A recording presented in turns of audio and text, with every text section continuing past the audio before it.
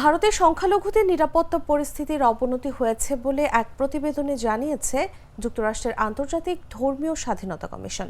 পাশাপাশি ধর্মীয় স্বাধীনতা লঙ্ঘনের অভিযোগে ভারতকে বিশেষ উদ্বেগজনক দেশ হিসেবে তালিকাভুক্ত করতে সুপারিশ করেছে কমিশনটি।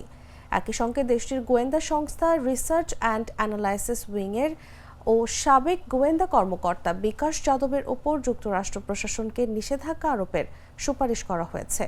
স্থানীয় সময় মঙ্গলবার কমিশনের বার্ষিক প্রতিবেদন প্রকাশের পর এসব সুপারিশের কথা সামনে এসেছে। আন্তর্জাতিক সংবাদ মাধ্যমের খবরে বলা হয়েছে, বিদেশের মাটিতে ভারতের শিখ বিচ্ছিন্নতাবাদীদের হত্যাকাণ্ডের পেছনে দেশটির গোয়েন্দা সংস্থা রয়ের হাত রয়েছে উল্লেখ করে যুক্তরাষ্ট্রের প্রশাসনকে এই পরামর্শ দিয়েছে কমিশন। ভারতের পাশাপাশি ভিয়েতনামকেও এই তালিকায় অন্তর্ভুক্ত করার সুপারিশ করা হয়েছে।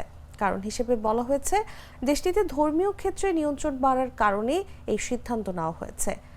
চীন বিষয়ে যৌথ উদ্বেগের কারণে যুক্তরাষ্ট্রের সঙ্গে সম্পর্ক উন্নয়নে কাজ করছে ভারত ও ভিয়েতনাম। তাই এই পরামর্শের কার্যকারিতা নিয়ে সন্দেহ প্রকাশ করছেন বিশেষজ্ঞরা।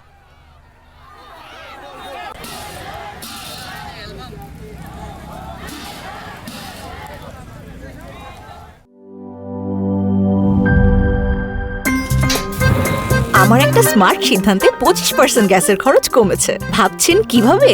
সাধারণ গ্যাস স্টোভ বদলে আমি এনেছি আরএফএল গ্যাস স্টোভ। এর সাইন্টিফিক নজেল ও ব্রাস বার্নার ক্যাপ সমানভাবে তাপ ছড়িয়ে রান্না করে দ্রুত। তাই গ্যাসও বাঁচায় 25%, টাকাও বাঁচে 25%। আরএফএল গ্যাস স্টোভ নিরাপদ ও গ্যাস সাশ্রয়ী।